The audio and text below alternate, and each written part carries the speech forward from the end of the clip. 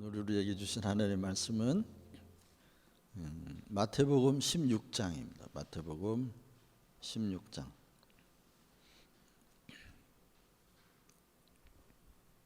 13절로 20절. 우리 교회는 교회력에 나와 있는 본문을 따라서 이렇게 설교를 계속합니다. 그래서 주제 설교를 하지 않고 본문에 나와 있는 대로 교회력에 따라서 지금은 성령 강림절 이후에 일상 주일입니다. 그래서 오늘은 성령 강림 이후에 12번째 주에 해당하는데, 오늘 교회력이 정해진 본문은 마태복음 16장 13절로 20절 말씀이에요. 제가 한번 읽어드리겠습니다. 예수께서 빌립보 가이사랴 지방에 이르러 제자들에게 물어 이르시되 사람들이 인자를 누구라 하느냐. 이르되 더러는 세례 요한, 더러는 엘리야, 어떤 이는 예레미야나 선지자 중에 하나라 하나이다. 이르시되 너희는 나를 누구라 하느냐. 시몬 베드로가 대답하여 이르되 주는 그리스도시요 살아계신 하나님의 아들이시니이다. 예수께서 대답하여 이르시되 바요나 시몬아, 내가 복이 있도다. 이를 내게 알게 하니는 혈육이 아니요 하늘에 계신 내 아버지시니라. 또 내가 네게 이르노니 너는 베드로라. 내가 이 반석 위에 내 교회를 세우리니 음부의 권세가 이기지 못하리라. 내가 천국 열쇠를 네게 주리니 내가 땅에서 무엇이든지 매면 하늘에서도 매일 것이요 내가 땅에서 무엇이든지 풀면 하늘에서도 풀리리라 하시고, 이에 제자들에게 경고하사 자기가 그리스도인 것을 아무에게도 이르지 말라 하시니라. 아멘. 한 군데 더 볼게요.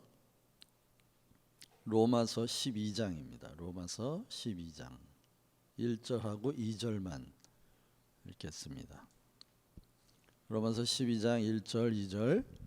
그러므로 형제들아, 내가 하나님의 모든 자비하심으로 너희를 권하노니 너희 몸을 하나님이 기뻐하시는 거룩한 산 제물로 드리라. 이는 너희가 드릴 영적 예배니라. 너희는 이 세대를 본받지 말고 오직 마음을 새롭게 함으로 변화를 받아 하나님의 선하시고 기뻐하시고 온전하신 뜻이 무엇인지 분별하도록 하라. 아멘. 이는 하나님의 말씀입니다. 우리 찬송 하나 더 하고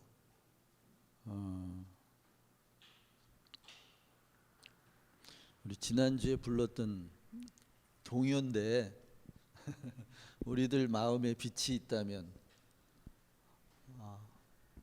우리들 마음에 빛이 있다면 아시죠? 반주 가능하죠? 우리들 마음에 빛이 있다면 여름엔 파랄 거예요. 산도들도 나무도 파란 잎으로 속에서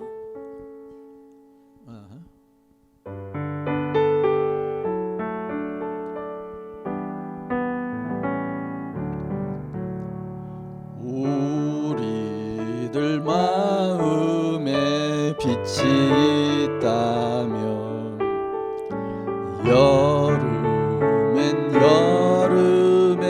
파랄 거예요. 산도들도 나무도 파란 속에서 파랗게 덮인 속에서 파란 하늘 보고 자라니까요. 우리들 마음에 빛이 있다면 겨울엔 겨울엔 하얄 거예요. 산도들도 지붕도 하얀 눈으로 하얗게 덮인 속에서 깨끗한 마음으로 자라니까요. 아멘. 우리들의 마음에 빛이 있기를 바랍니다.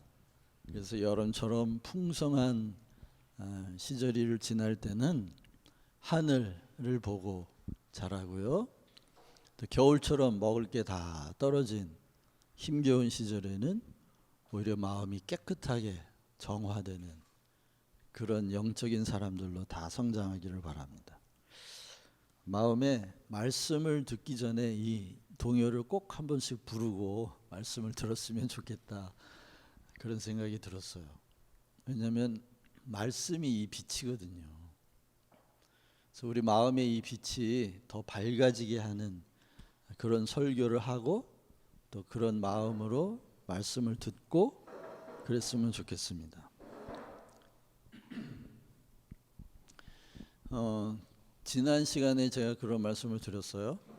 그리스도의 얼굴에 있는 하나님의 영광을 아는 빛을 우리 마음에 있으라 하심에 있게 되었다고 바울이 그렇게 고린도후서 4장에서 얘기했는데, 그 그리스도의 얼굴에 있는 하나님의 영광은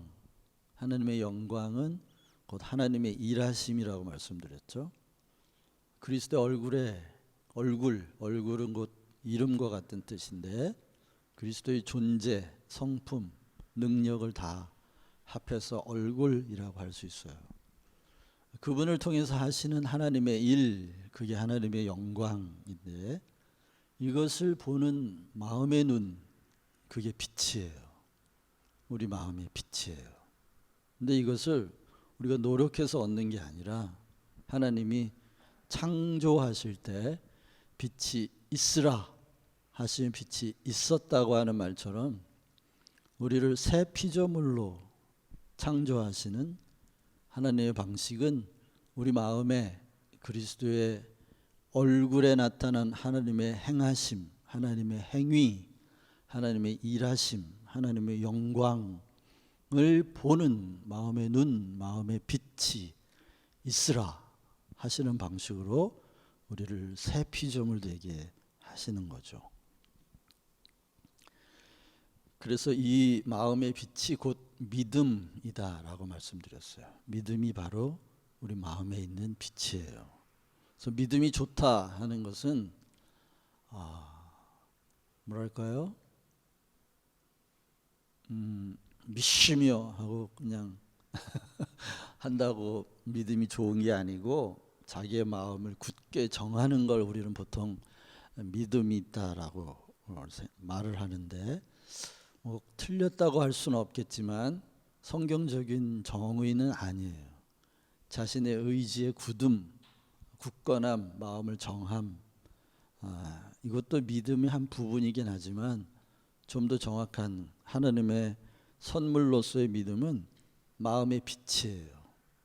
하나님의 영광을 발견하는 마음의 빛, 그게 믿음이에요. 왜냐하면 믿음에는 믿음의 대상과 내용이 있어야 하거든요. 자신의 결심이, 자신의 마음 정함, 자신의 의지가 믿음의 내용이 아니에요. 그게 아니고 대상은 하나님이고 내용은 곧 하나님의 행위, 하나님의 일하심, 하나님의 영광, 그것이 곧 내용이 되어야 하죠. 그래서 마음이 빛이 곧 믿음입니다. 그래서 이 믿음은 마음의 빛을 통해 하나님의 일하심을 많이 발견하면 발견할수록 믿음이 좋아지는 거예요. 믿음이 더 굳건해지고 하나님을 더 깊이 신뢰하고 의지하게 되는 것은 자신의 의지나 결심이 아니라 이 마음의 빛이 밝아지는 것, 그것에 따른 것입니다.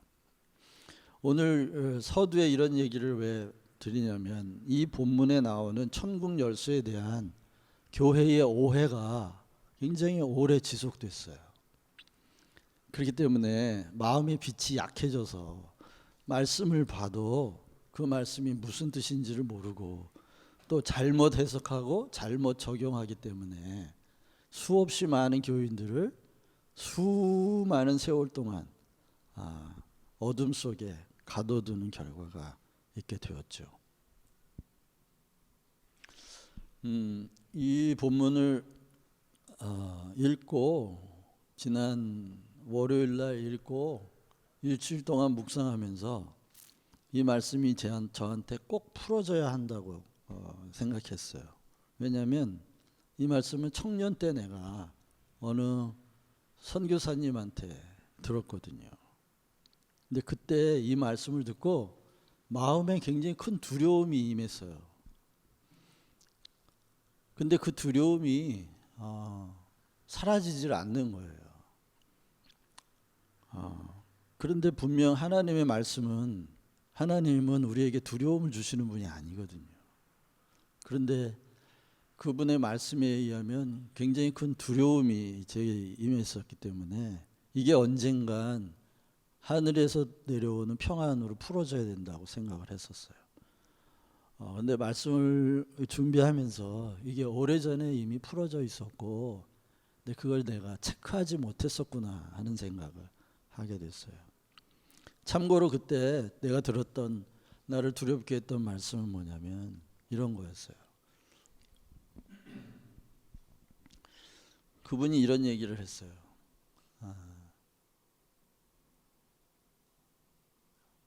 자기를 해코지 하는 사람이 몇 명 있었는데 그분들이 죽었다는 거예요. 병에 걸려서 죽었다는 거예요. 그러면서 참 자기도 두렵다 이런 얘기를 해요. 그래서 하나님의 종을 보호하시는 방법이 여러 가지가 있는데 이것도 그 중에 하나인 것 같다 이런 얘기를 하셨어요. 그 다음에 이 말씀을 하시는데 주님이 천국 열쇠를 주셨다는 거죠. 그래서 땅에서 매면 하늘에서도 매이고 땅에서 풀면 하늘에서도 풀린다는 거예요. 그렇기 때문에 이 하나님이 주신 이 천국 열쇠, 이 하늘나라 권세를 잘 써야 된다는 거죠. 잘못 쓰면 사람이 죽는다 이런 식으로 얘기를 했어요. 저는 그때 그 얘기를 들으면서 마음에 확 두려움이 왔어요. 일단 그 목사님 무서워 보였어요. 야, 저 목사님 잘못 보이면 안 되겠구나. 저분이 가지고 있는 그 천국 열쇠 그 권세를 가지고 기도하면 기도하는 대로 다 될 텐데 풀면 풀리고 매면 매인다는데 그게 벌써 잘못 가는 거예요. 이게 이런 식으로 가면 이제 그 빤스 목사가 나오는 거예요. 알죠? 빤스 목사가 누군지. 전 모시기 하는 요즘 무리를 일으키는 목사 같은 사람이 나오는 거예요.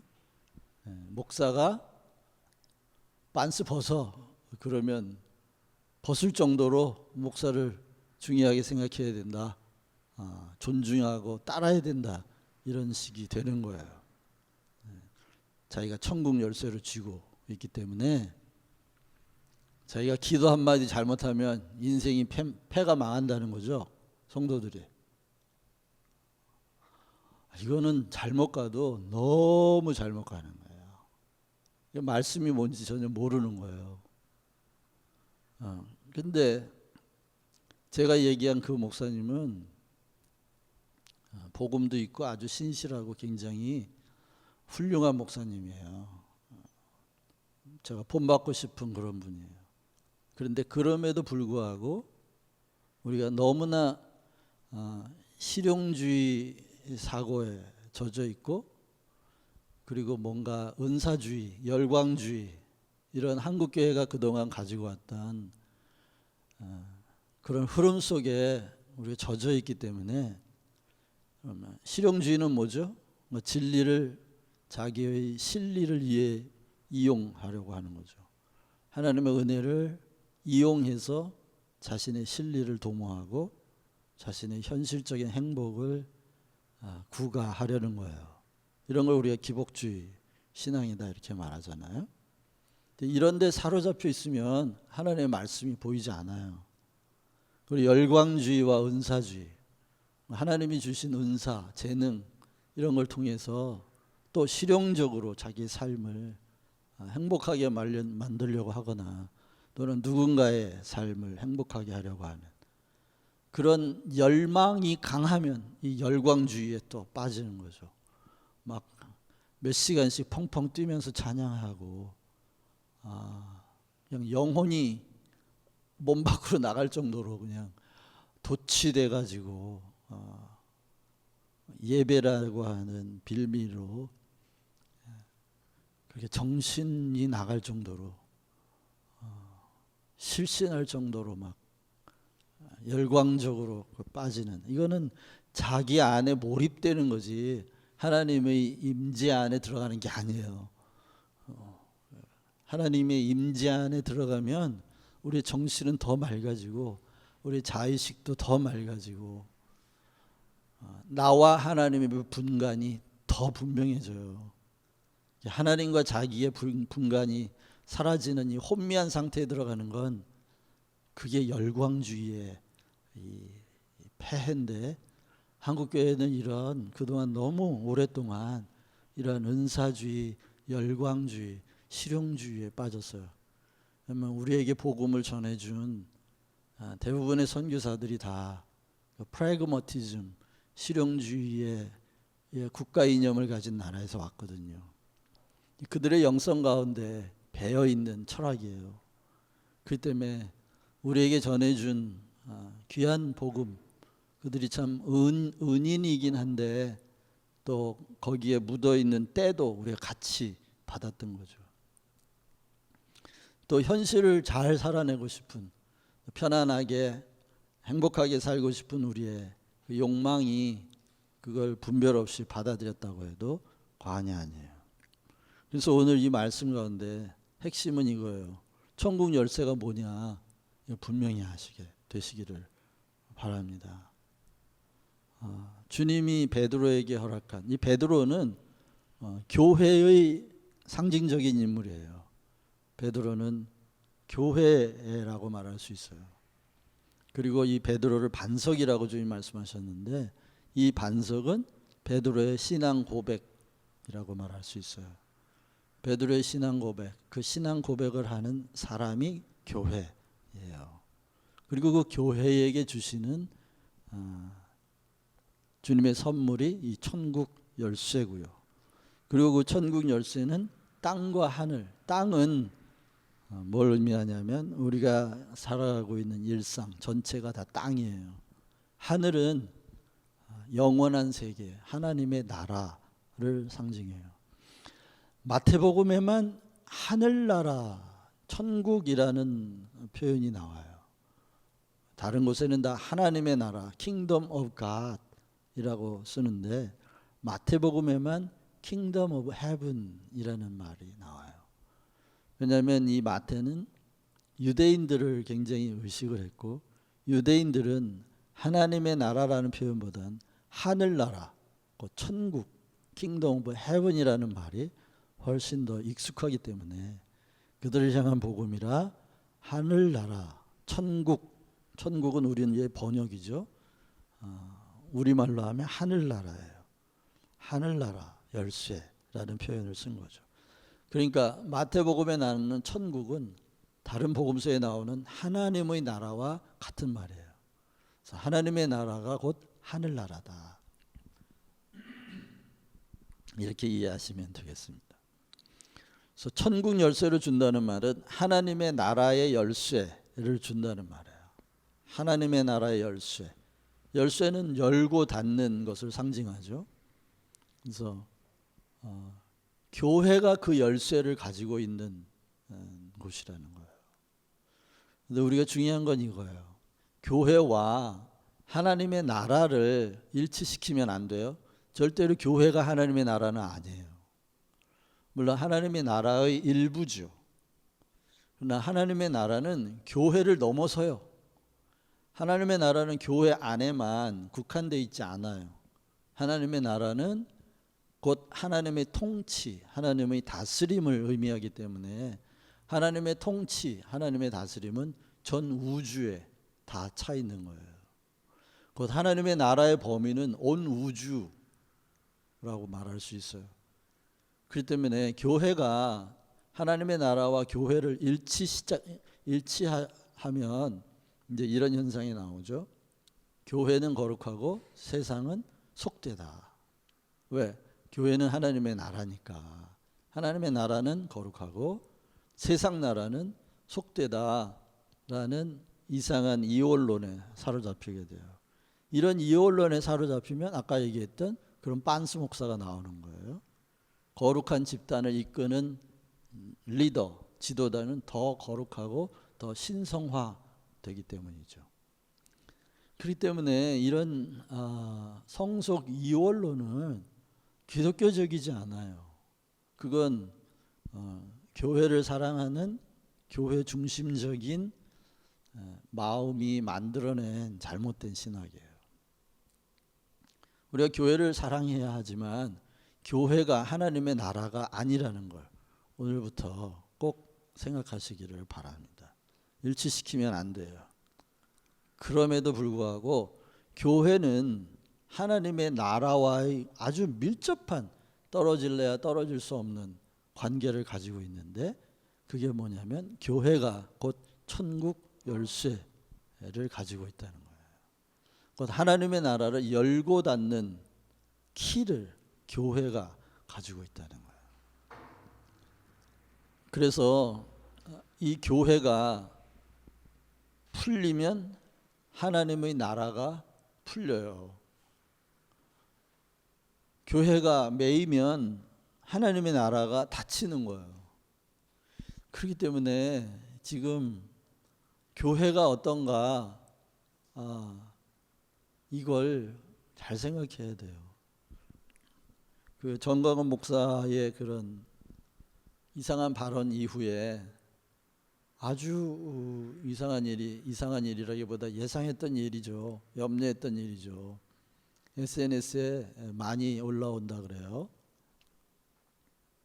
기독교인 출입 금지 이런 문구가 붙어있는 식당들도 많이 생겨나고 있고 교인들 가라 뭐 이런 얘기도 나오고 이제 점점 교회가 입지가 좁아져요.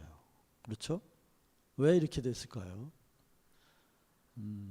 목사라는 이름으로 교회의 이름을 걸고 행하는 저런 폐괴한 행위들이 교회를 땅에서 매이게 하는 거예요. 그러니까 하늘나라도 닫혀버리는 거죠. 이만큼 교회는 하나님 나라 자체는 아니지만 하나님 나라와 굉장히 중요한 연관을 가지고 있어요. 저는 실제로 경험한 건데 요 밑에 국수집이 하나 있어요. 유진국수라고 방송에도 나오고 꽤 유명한 맛집인데 거기는 오후 3시에 문을 열어서 새벽 3시까지 문을 열어놓고 장사를 해요. 제가 카페를 문을 닫으면 11시가 좀 넘는데 그 시간에 이제 문 닫고 내려가는데 그 유진국수 앞에 길에 놓인 테이블에 두 사람이 앉아서 국수를 먹고 있었어요. 근데 제가 그 두 사람을 싹 스치는 순간 둘 중에 한 사람이 국수 그릇을 듣고 천장을 터져보면서 내뱉은 말을 제가 지나가면서 들은 거예요. 뭐냐면 이 교인 놈의 새끼들 싹 다 잡아 죽여야 돼. 그러더라고요.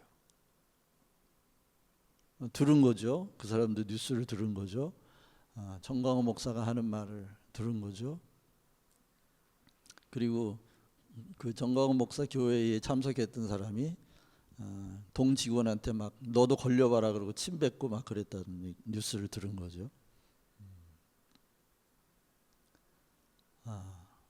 지금 이만큼 교회의 입지는 좁아졌어요. 그래서 이 설교를 준비하면서 많은 생각이 지나가더라고요. 그런데 주님이 언젠가 이런 말씀하셨거든요. 하나님이 심지 않은 나무는 다 뿌리가 뽑힐 거다. 그리고 반석 위에 세운 집이 아니면 다 무너진다. 이런 말씀하셨어요. 또 오늘 특별히 베드로 반석이라는 이야기를 하셨기 때문에 교회의 근거, 교회가 세워져야 할 진리의 바닥, 그게 뭐냐 하는 얘기도 오늘 하게 되겠죠. 어쨌든 하나님이 심지 않은 건 다 뿌리 뽑힐 거고 반석 위에 세워 있지 않은 건 다 무너질 거예요.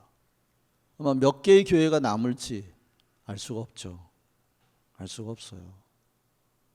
그래서 오늘 이 설교가 저는 굉장히 중요한 설교라고 생각을 하고 마음의 떨림과 두려움으로 준비를 하게 됐어요.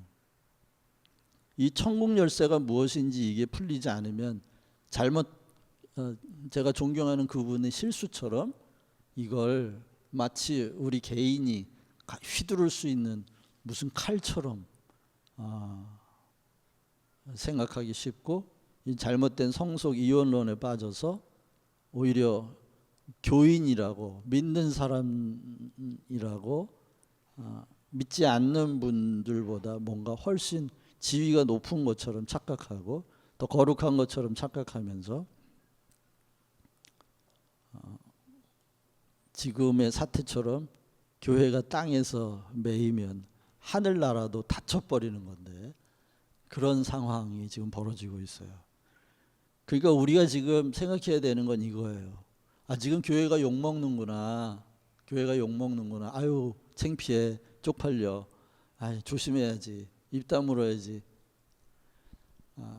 이런 태도가 아니고 이렇게 생각하셔야 돼요. 지금 교회가 땅에서 매고 있구나.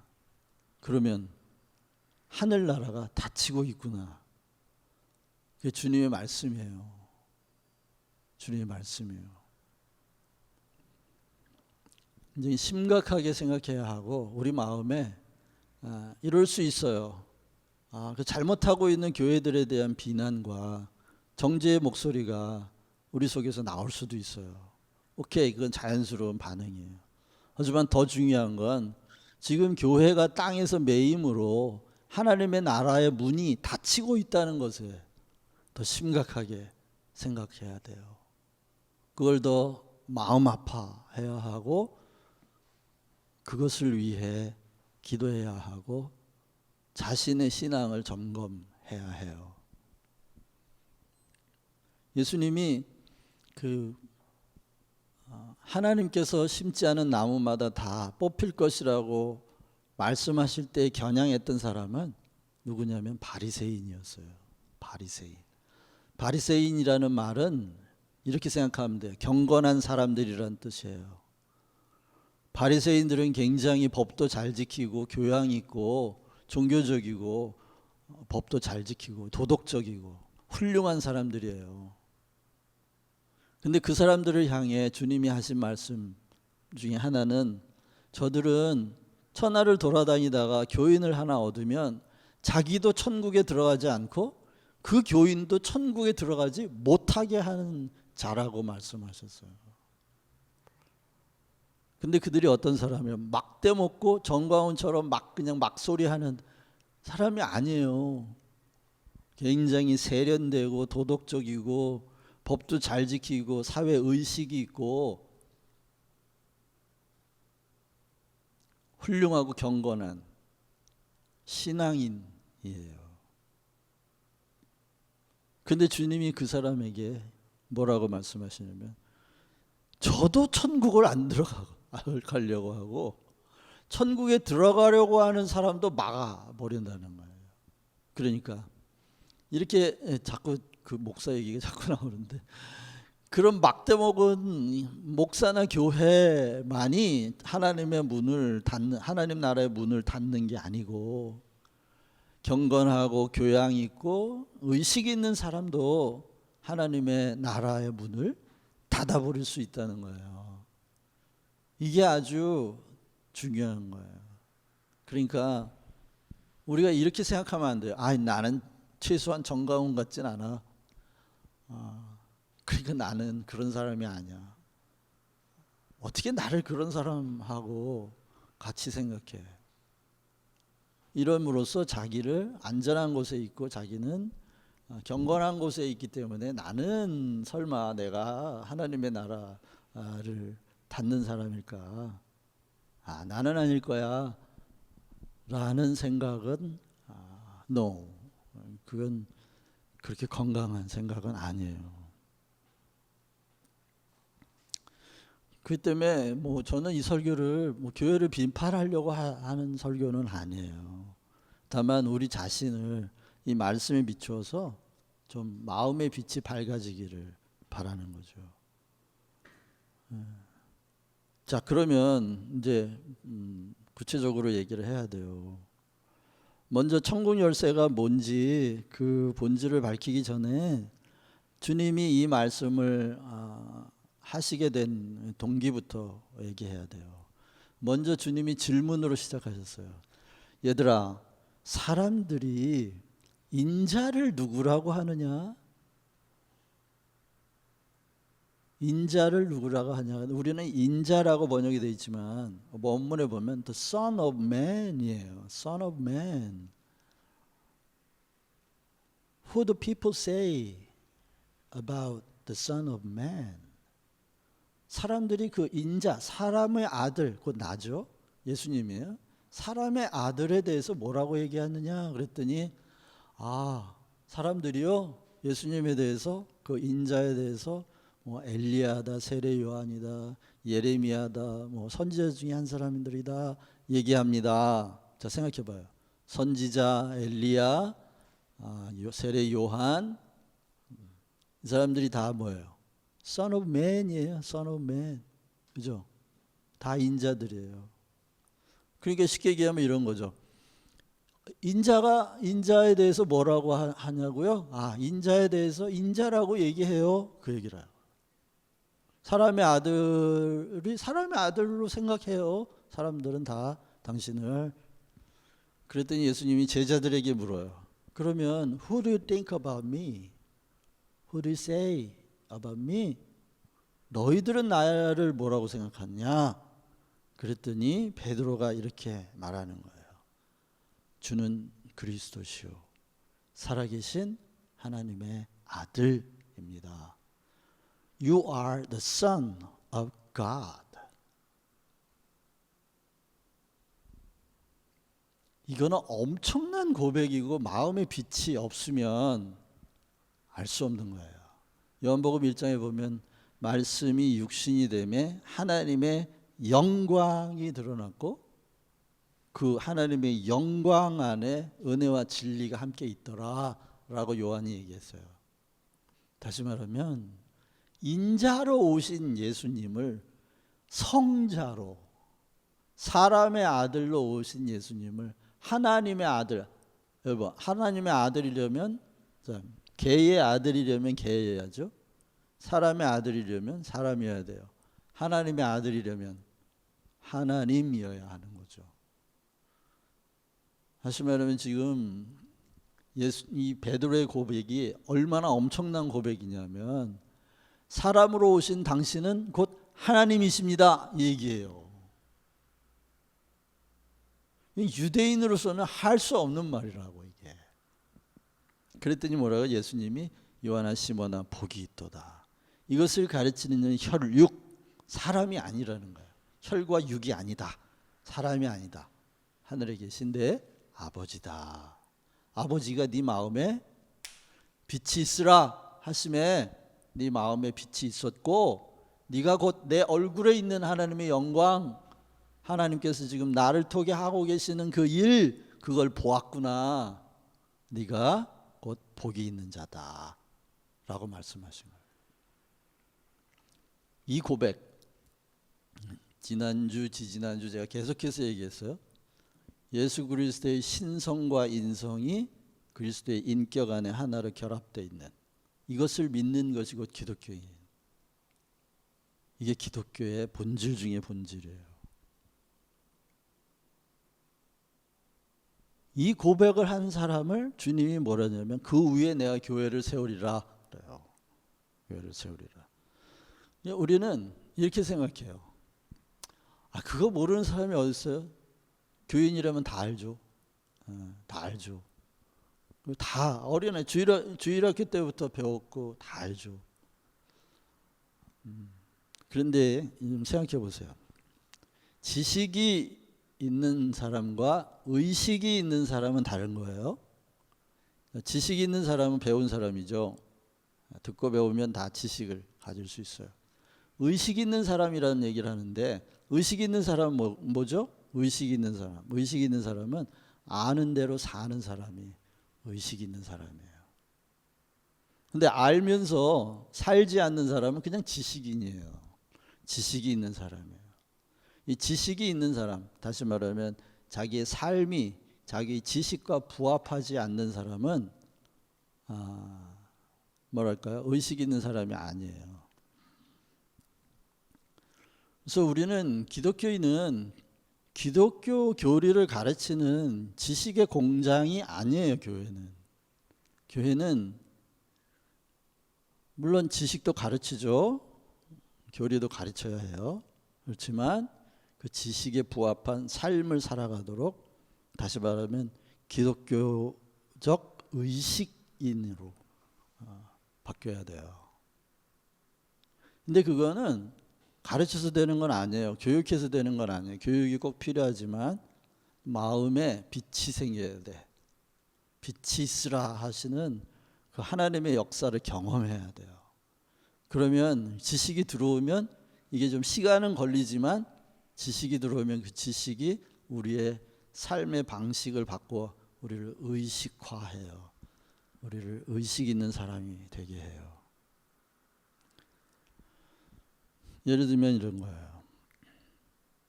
기독교인은 누구나 생명의 소중함에 대해 눈을 뜬 사람이에요.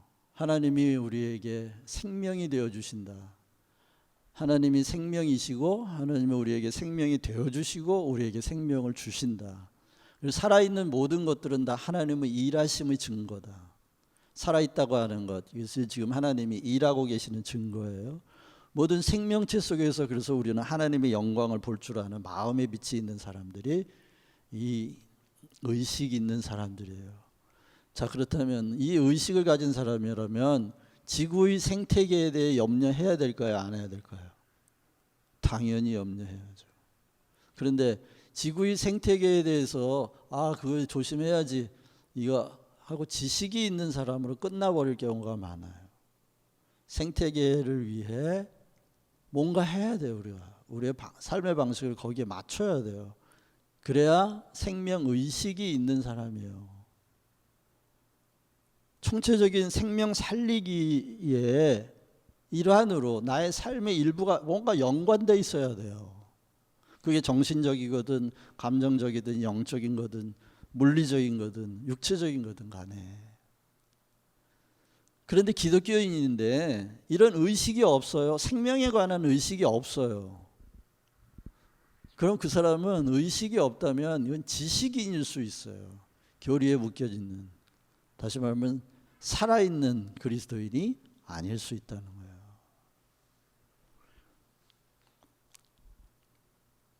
자, 그래서 지금 그 고백, 예수님이 인자이면서 곧 성자다. 근데 이건 정말 신비하죠. 인자라면 피조물이고 성자라면 창조주인데 창조주와 피조물이 한 인격 안에 결합되어 있어요. 그런데 그걸 칼세돈 회의에서 그렇게 정의했다고 말씀드렸죠. 여러분 이게 제가 말씀드린 이거는 여러분 뇌리에 그냥 박혀 있어야 돼요. 인성과 신성은 분리되지 않는다. 그리고 분열되지도 않고 변질되지도 않고 혼합되지도 않는다. 신비한 거죠. 그런데 같이 있어요. 이게 신기한 거예요. 인성은 인성이지 인성이 신성되는 게 아니고 신성은 신성이지 신성이 인성되는 게 아니에요. 혼합되지 않아요. 변질되지도 않고. 그런데 이 둘은 분리되지도 않고 그리고 분열되지도 않아요. 분열되지 않는단 말은 하나의 신성이 두 개의 신성이 되거나 하나의 인성이 두 개의 인성이 되지 않는다는 거예요. 이런 방식으로밖에 부정문 네 개를 써서밖에는 정의할 수 없는 신비로운 게 바로 인성과 신성의 관계예요. 이 인성과 신성의 관계는 땅과 하늘의 관계와 같고 성령과 우리 영혼의 관계와 같아요. 그 때문에 이런 정의는 칼세돈 회의에서 내렸던 이런 정의는 여러분들이 기독교인으로서 가장 기본적으로 의식에 박아둬야 할 그런 사상이라고 말할 수 있어요. 그런 차원에서 지금 얘기하시는 거예요. 교회가 땅과 하늘을 잇는 매개점이라는 거예요. 교회가 바로 이렇게 중요해요. 교회 자체는 하나님의 나라는 아니에요. 하지만 땅의 지상나라와 하늘나라, 말하면 시간 속에 존재하는 모든 존재물과 영원 안에 영원한 세계, 곧 하나님이 창세전에 계획했던, 우리가 그렇게 고백하잖아요.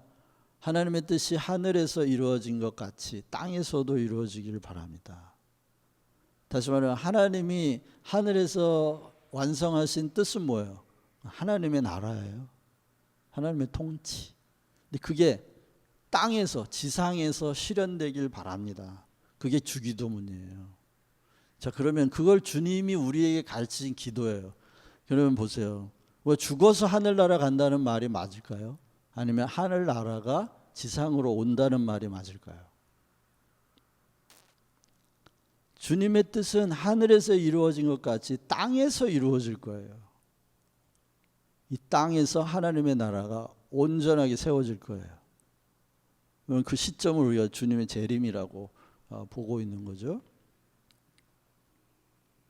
그리고 이 땅은 새로워질 거예요. 어떤 방식으로 다 파괴되었다가 다시 재창조되는 방식으로 된다고 하는 사람들도 있고, 지금 이 상태를 계속 유지하면서 깨끗하게 정화되는 방식으로 새로워진다고 하는 사람들도 있어요. 근데 그건 어떻게 될지 정확하게 우리 정의할 수는 없어요.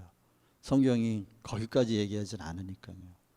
둘 다 그렇게 생각할 수 있는 그런 근거들도 성경이 여러 군데 있어요. 오늘 그 얘기를 하려는 게 아니고, 오늘 교회가 얼마나 중요한가 하는 걸 말하는 거예요. 그래서 여기서의 교회는 그럼 뭘까요? 그 힌트는 바로 18절에 나와요. 음부의 권세가 이기지 못한다 그랬어요. 교회가 가지고 있는 권세를 음부의 권세가 뭐냐면 사망의 권세예요. 사망의 권세. 사망의 권세가 이기지 못하는 권세를 교회가 가지고 있다는 거예요. 교인들이 가지고 있어요. 진실한 교인들이죠. 자, 뭘까요, 그게? 당연히 사망의 권세 이기지 못하는 권세는 부활 생명의 권세죠. 예수님이 부활하셨잖아요. 죽음을 이기고 부활하셨어요. 자, 그러면 이제 천국 열쇠가 뭔지 금방 드러나죠. 천국 열쇠가 뭐예요? 부활 생명이에요. 근데 그러면 이게 부활 생명이고 천국의 열쇠인데, 땅에서 매면 이걸 가지고 땅에서 맨다? 무슨 말이죠? 그리고 땅에서 푼다? 자, 땅에서 이 부활 생명에 대한 증거, 부활을 증거하면 하나님의 나라의 문이 열린다는 뜻이에요. 왜? 하나님의 나라는 예수님의 부활로 완성됐거든요. 부활이라는 걸 이렇게 생각하셔야 돼요. 부활이 뭐냐? 예수님이 죽음으로 죽음을 삼키시고 죽음에서 부활하셨어요. 그래서 죽음의 종말을 가져왔다는 거예요. 사망의 권세라고 얘기할 때, 여기 음부의 권세라고 얘기하시는 이유는, 권세는 곧 지배력이고 통치력이잖아요. 사망이 지배하는, 사망의 지배가 이기지 못할 권세를 교회가 가지고 있다. 그게 뭘까요? 사망이 이기지 못했어요. 예수님의 부활을 이기지 못했어요. 그렇기 때문에 교회가 가지는 천국의 열쇠는 어떤 은사가 아니에요. 이 은사로 얘기하면 또 이게 열광주의에 빠지거든요. 그게 아니고 교회가 가지고 있는 천국의 열쇠는 부활에 대한 비밀이에요. 부활, 생명에 대한 비밀. 이걸 교회가 풀어내면, 증거하면 천국 문이 열리는 거고, 그걸 풀지 못하고 그걸 증거하지 않으면 하나님의 나라의 문이 닫혀버리는 거예요. 다시 말할게요. 천국 열쇠는 몇몇 지도자들의 일부가 또는 어떤 교인들이 가지고 있는 그런 개인적인 은사가 아니에요. 그걸 은사로 생각하면 열광주의에 빠진다 그랬어요. 그리고 실용주의, 그리고 우리 마음의 욕망이 그걸 잘못 사용하게 된다고 말씀드렸죠. 아니에요. 분명히 말씀드리지만 주님이 지금 음부의 권세와 연관지어 천국 열쇠를 말씀하시기 때문에 이 천국 열쇠는 음부의 권세라는 개념하고 대조적인 연결이 하에서 이해해야 해요. 그러면 교회가 하나님의 나라 자체는 아니지만 부활이라고 하는 하나님 나라의 본질과 연결시켜서 봤을 때 천국 열쇠는 부활이다 하는 것을 알게 돼요. 그렇기 때문에 여러분 이렇게 말할 수 있죠. 부활을 증거하지 않는 교회는 교회가 아니에요. 교회의 모습을 가지고 있는데 부활에 대하여 증거하지 않는다면 바리새인이 되는 거예요. 바리새인들은 부활을 믿었지만 부활을 증거하지는 않았거든요. 예수님이 그랬어요. 바리새인과 사두개인의 교훈을 조심하라 그랬어요. 사두개인들은 부활을 믿지 않는 제사장들이었어요. 그런데 바리새인들은 자기들은 부활을 믿지만 사두개인들과 결탁해서 교회의 정치 권력을 행사했어요. 타협한 거죠. 타협한 거예요. 그렇기 때문에 바리새인의 교훈은 이것도 아니고 저것도 아니고 굉장히 실용주의 노선을 타서 자기들이 유리한 쪽으로 항상 섰어요. 근데 자 여기서 한번 교회의 단어에 대해서 한번 생각해 볼게요. 교회는 뭐죠? 에클레시아라는 단어예요. 에클레시아는 불러낸다는 뜻이에요.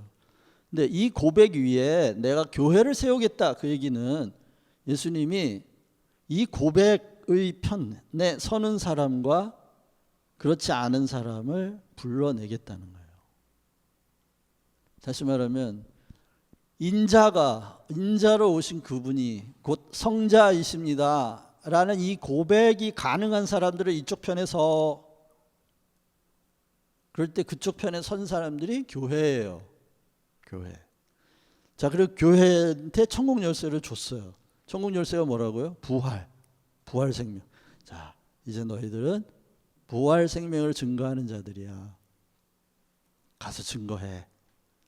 그래서 베드로를 비롯한 12 사도들은 자기들의 정체성을 뭐라고 했죠? 우리는 부활의 증인이다 라고 얘기했어요. 사도행전에.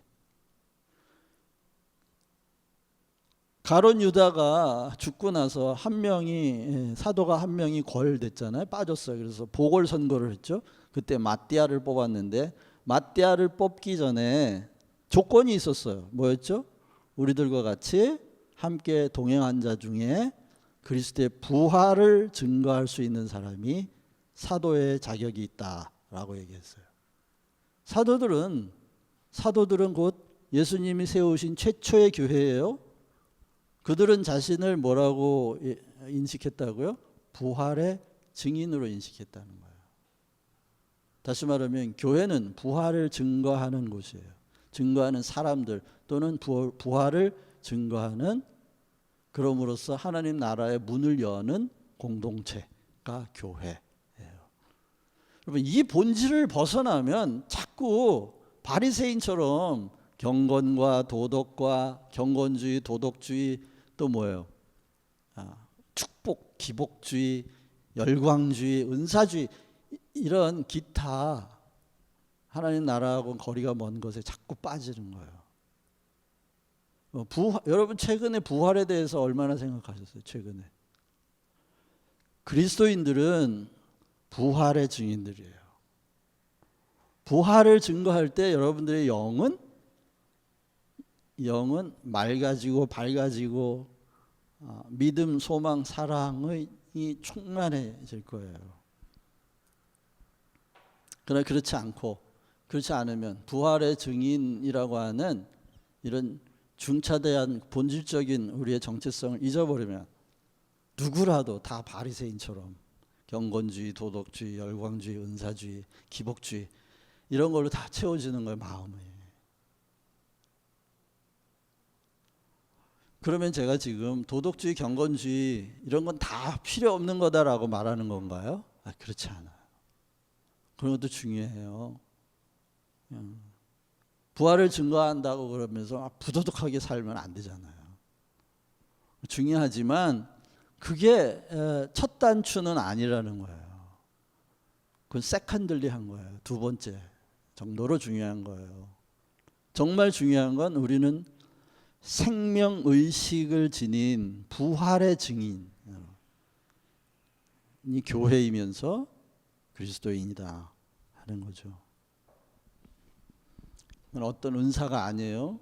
천국 열쇠는 다시 한번 말씀드리지만 그렇게 어떤 은사로 생각하면 그런 은사를 가진 사람들을 자꾸 이렇게 숭배하게 되고 두려움이 생겨요. 저처럼 제가 청년 때 들었던 그때처럼 나는 그런 은사가 없는데 그러면 그런 은사 있는 사람들을 막 추종하고 종처럼 다 섬겨야 될 것 같은 그런 두려움도 생기고 나는 그리스도인이 아닐까? 나는 하나님의 종은 아닐까? 왜 나한테는 그런 은사가 없지? 이런 비교의식, 열등의식 이런 거 막 사로잡혀가지고 정말 건강한 그리스도인이 될 수 없어요. 그러나 여러분 다시 말씀드리지만 주님이 베드로에게 주셨던 천국 열쇠는 그런 어떤 은사가 아니에요. 하나님의 선물이라는 의미에서 은사가 맞긴 하지만 그건 개인적으로 주는 은사가 아니고 이것은 교회의 본질이에요. 그래서 이렇게 말할 수 있어요. 교회 자체가 천국 열쇠예요.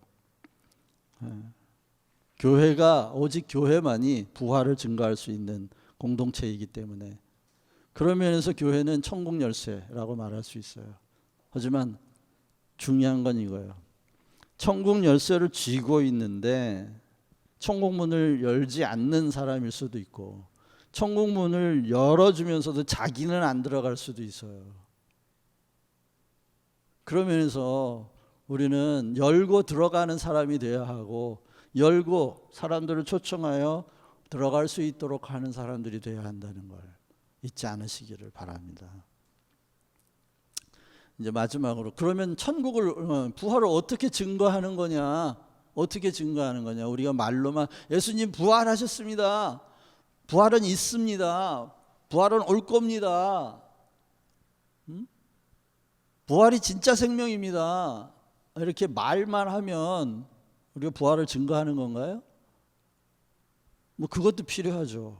우선은 전하는 사람이 없으면 어떻게 들으랴, 듣는 사람이 있으랴라고 바울이 이야기했으니까 그런 verbal testimony, 그러니까 말로 하는 간증 이런 것도 필요하죠. 그러나 정말 중요한 건 이 부활 의식을 가지고 사는 삶의 방식이에요. 그러면 먼저 주님이 부활을 어떻게 증거하셨는지 말할게요. 부활을 어떻게 증거하셨냐? 먼저 이게 verbal testimony도 하셨어요. 그러니까 다시 말하면 말로 미리 말씀하셨어요. 인자가 죽임을 당하고 3일 만에 살아나야 하리라 하고 말씀하셨어요. 그러나 그 말씀만 하셨나요? 아니요. 실제로 증거하셨죠. 부활하심으로 증거하셨죠. 실제로 부활하심으로. 그런데 부활을 그렇게 실제의 삶에서 증거하시기 위해서 주님이 먼저 하신 일은 뭘까요? 십자가를 지시는 거였어요. 십자가를 짐이 없이 부활은 증거되지 않아요. 근데 우리가 말로는 입술로는 버벌 테스티모니 하면서 부활하셨습니다. 제가 그 부활 생명의 은혜를 받고 제가 기독교인이 됐습니다. 이 생명, 부활 생명을 살아야 된다고. 또 춘천 무슨 교회에서는 또 한동안 그 복음의 십자가는 부활 이전 단계고 십자가를 넘어서 부활로 가야 된다고 또 막 얘기를 하면서 부활이 복음의 진수다 막 얘기하면서 부활 생명을 살아야 한다고 그러면서 뭔가 부활을 우리가 굉장히 세속적인 차원에서 해석을 해가지고 이 땅에서 뭐 절망보다는 소망을 막 그냥 소망을 가지고 뭔가 우울한 마음보다는 긍정적인 마음을 가지고 뭐 이렇게 실패보다는 성공을 더 많이 하고 막 이런 쪽으로 해석을 해서 부활을 잘못 증거하는 케이스도 많이 있었어요. 그런 것들은 다 우리의 욕망이 이렇게 이용하는 거예요. 그런 개념들을 잘 생각해야죠. 생각해 보세요. 제자들이 예수님의 제자들이 특히 베드로가 성령을 받고 나서 증거했던 게 뭐예요? 십자가예요. 너희가 죽인 예수를, 너희가 십자가에 못 박아 죽인 예수를 그리스도께서 살리셨다라고 부활을 증거했죠. 부활을 증거하면서 먼저 얘기했던 게 십자가예요. 십자가. 그리고 예수님이 제자들에게 항상 말씀하셨어요. 너희가 자기 십자가를 지고 나를 따르라. 그러니까 십자가를 지지 않으면 부활을 증거할 수가 없어요. 부활이 뭐예요? 예수님이 그러셨거든요. 나는 부활이요 생명이니 나를 믿는 자는 영원히 죽지 않고 또 죽어도 산다. 그래서 죽어도 산다. 이게 되게 중요해요. 자, 부활을 믿는다면 죽어도 산다라는 뜻이에요. 부활은 난 부활을 믿어. 그 얘기면 난 죽어도 살아. 그 얘기예요. 그러면 부활을 증거하려면 반드시 죽어야죠. 부활을 소망하는 사람에겐 죽음은 구원의 방식이에요. 부활을 소망한다면서 안 죽으려 그래. 부활을 믿는 거예요, 안 믿는 거예요? 안 믿는 거예요, 그건. 그렇기 때문에 부활을 소망하는 사람이기 때문에 바울을 한번 예를 들어 볼게요. 바울은 누구보다도 부활을 소망했어요. 그렇기 때문에 그가 한 말 중에 유명한 말이 있죠. 나는 날마다 죽노라. 왜? 죽어야 부활이 있으니까. 죽어야 부활이 있어요. 죽지 않은 사람에겐 부활이 없어요. 여기서 이제 죽는다는 말은 굉장히 이게 그 폭이 넓죠? 폭이 넓어요. 육체적으로 죽는 것도 죽는 거지만 자존심을 죽이는 것도 죽는 거고요. 자기의 권리를 포기하는 것도 죽는 거고요. 자기의 의견 포기하는 것도 죽는 거고요. 죽는다는 것에 대한 이 스펙트럼은 굉장히 넓어요. 우리가 그거 다 이해할 거예요. 십자가를 지지 않는 사람에게 부활의 기회는 오지 않아요. 그래서 주님이 자기 십자가를 지고 나를 따르라. 그래야 너희가 부활의 증인이 된다는 거예요. 예수님은 사도들을, 교회를 부활의 증인으로 세우셨어요. 부활을 증거하는 교회는 날마다 죽는 교회예요. 날마다 죽고 또 죽고 자신의 권리를 포기하고 또 내려놓고 왜? 그래도 살아. 내가 지금 권리를 내려놓지만 내 권리는 죽는 게 아니야. 다시 살 거야. 그걸 믿는 거죠. 그래서 부활의 증거 방식은 주님의 방식을 따라가야 돼요. 죽음으로써 죽음을 삼켜버려요. 그런 방식으로 죽음이 견디지 못하여 그를 토해냈다 그랬어요. 죽음이 감당을 못해. 자기 안에 생명을 가둬주질 못해요. 그래서 죽음이 생명을 그냥 더 이상 못 견디다 토해버린 거예요. 토해버렸다는 표현이 굉장히 문학적이지만 견딜 수 없는 거예요. 여러분 부활을 소망하고 부활을 믿는 사람에게 구원은 뭐다? 구원의 방식이에요.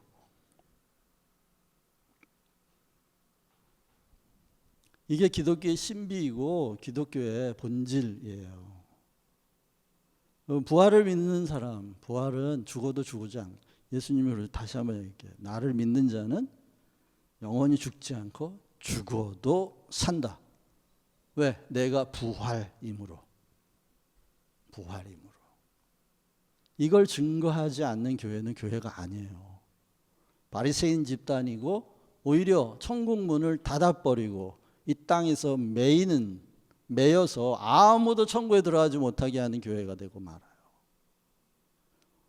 거기에 하나님의 엄청난 진노가 있어요. 여러분, 우리가 원초적인 죄인이라서 천국에 못 가는 데에 대해서는 하나님의 긍휼이 또 엄청나게 있어요. 그런데 아들을 통해, 부활을 통해 천국을 이루어 놓았고, 그리고 그 부활의 증인이 편에 서기로 하는 사람들을 불러내서 교회를 세우셨는데, 이 교회가 부활을 증거하지 않는 것에 대한 하나님의 진노는 이제 막을 게 없어요. 막을 수가 없어요. 그렇기 때문에 우리는 부활이 우리의 소망이고 부활이 기독교의 본질이라는 걸 잊지 않고, 십자가를 통해, 날마다 십자가를 지는 방식을 통해 우리가 부활을 믿는 사람이라는 걸 증거할 때 오히려 그것 때문에 우리의 외모는 초라해질 수 있고요, 초라하게 보일 수 있고, 우리의 외모는 연약하게 드러날 수 있는데, 그것을 지켜보는 사람들의 눈에는 하나님의 나라가 열린다는 거예요. 그래서 바울이 유명한 말을 했죠. 나는 날마다, 십자가는 사망을 진다 내가, 그리고 생명은 너희에게 역사한다. 나는 십자가를 지는데 나를 지켜보는 사람들에게는 생명의 나라, 하나님의 나라가 열리는 거야.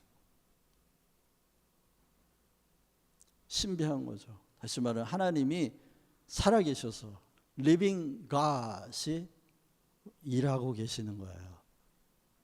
증거하는 자와 그 증거를 받는 자 사이에 살아계신 하나님이 역사하고 계셔서, 일하고 계셔서 그런 사건이 일어나게 되는 거죠.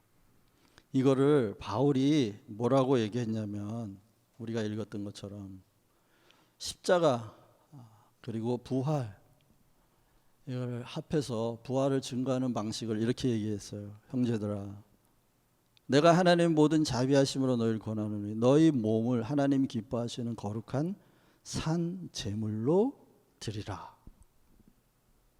산 제물, 제물이 된다는 건 죽는다는 거잖아요. 그런데 living sacrifice예요. 살아있는 죽음. 살았으나 자기를 그리스도 안에서 함께 죽은 자로 여기는 것이에요. 그게 산 제물이에요.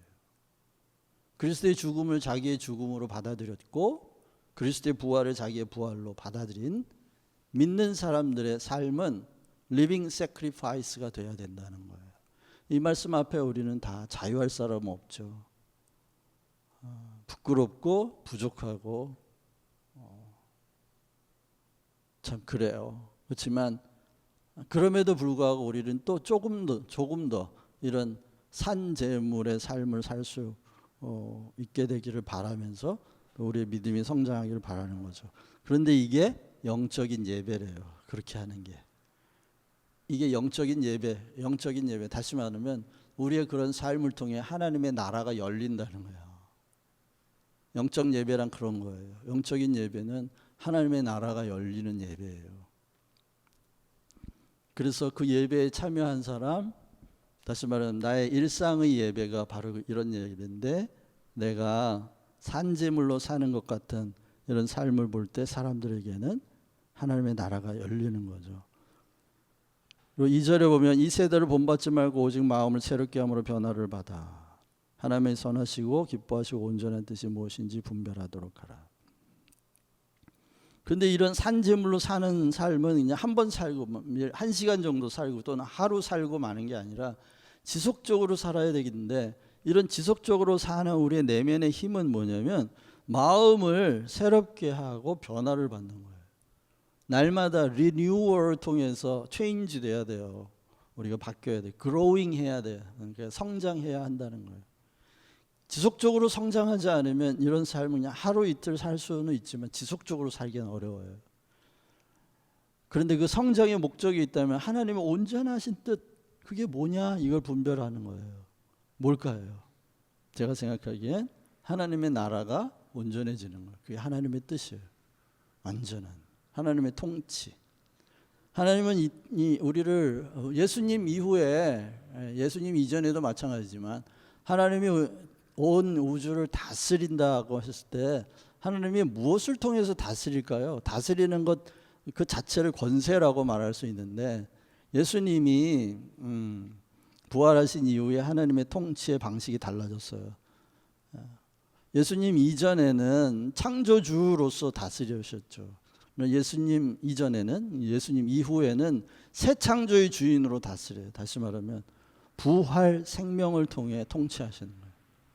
하나님이 하나님의 나라를 건설하시는 것도 부활 생명을 통해 하셨고, 다스리는 것도 생명을 통해 다스려서요.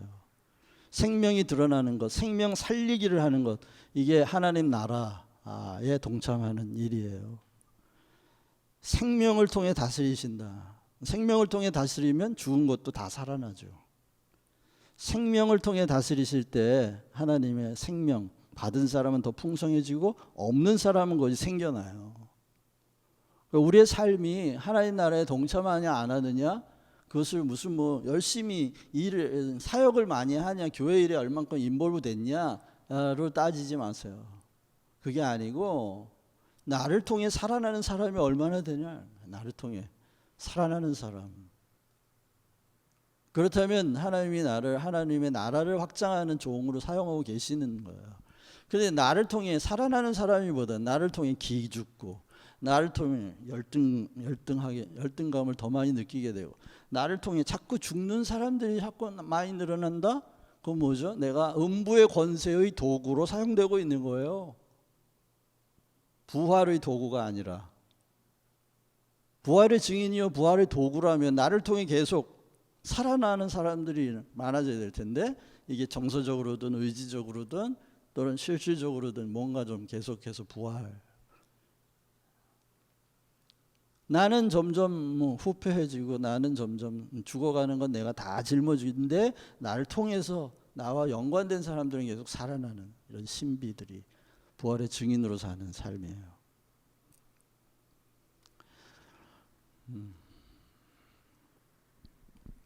여러분, 오늘날 정말 교회가 뭐냐 이런 질문들을 해야 되는 그런 이제 사태가 벌어지고 말았어요.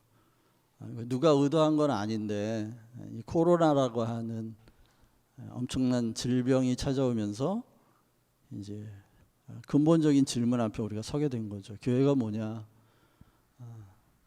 교회의 위상은 어디로 갔냐? 교회의 위상은 정말 무엇이 지켜줄 것인가에 대해서 이런 질문을 하지 않으면 안 되는, 이런 질문은 하나님이 교회에게 하는 질문이라고 저는 생각해요.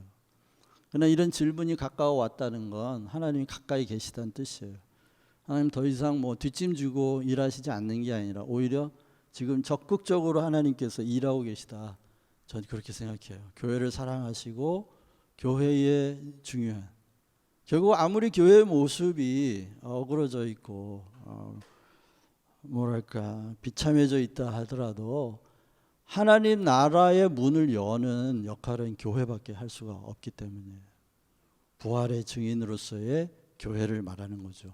물론 그러므로 저는 온 교회가 다시 한번 주님께서 주신 이 천국의 열쇠, 부활의 증인으로서의 책임, 이것을 맡고 있는 교회 공동체가 다시 한번 그 기본으로 돌아가는 일이 있어야 되지 않을까 하는 그런 깊은 영감을 받았습니다. 여러분들이 그렇게 십자가를 진다고 하는 것은 곧 부활의 증인이 된다고 하는 것과 동일한 말이라는 것을 우리가 꼭 기억하면서, 다시 한번 주님께서 자기의 십자가를 지고 나를 따르지 않으면 내 제자가 아니다 라고 말씀하신 그런 깊은 의미가 우리 영혼에 깊이 와닿기를 소원합니다. 기도하겠습니다. 하나님 아버지, 주님께서 교회에 주신 이 천국 열쇠가 얼마나 귀한 것이고 그것이 기독교의 본질이고 하나님 나라와 하나님의 영광의 핵심이 된다고 하는 것을 좀 저희들 다시 한번 깊이 생각하기를 원합니다.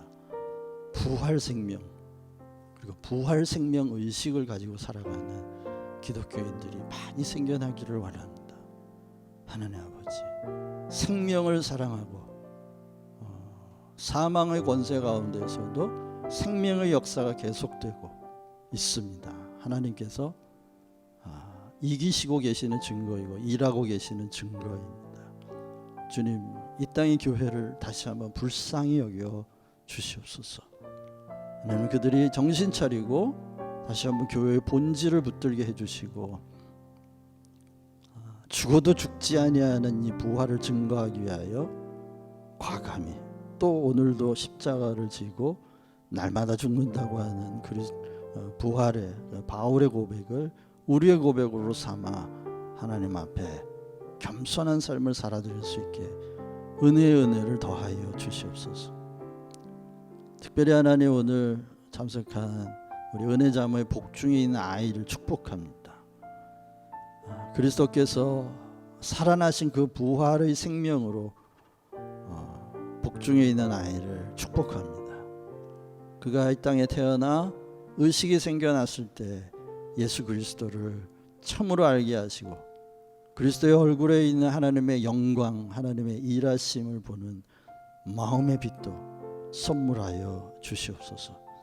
믿음 있는 자로 부활의 증인으로 세우셔서 이 땅에 꼭 필요한 하나님의 종으로 사용하시고 그가 무슨 일을 하고 어떤 재능을 갖고 어떤 직업을 가지고 살든지 이 땅에 꼭 필요한 그리스도의 증인들의 친구를 주시고 선생님, 그리고 영적인 교육자, 그리고 영적인 리더, 멘토 하나님 세워주시고 무엇보다 엄마 아빠의 부활의 증인의 삶을 본받고 살아가는 어린아이로 축복해 주시기를 소원합니다. 감사하고 우리 주 예수 그리스도의 이름으로 간절히 기도합니다.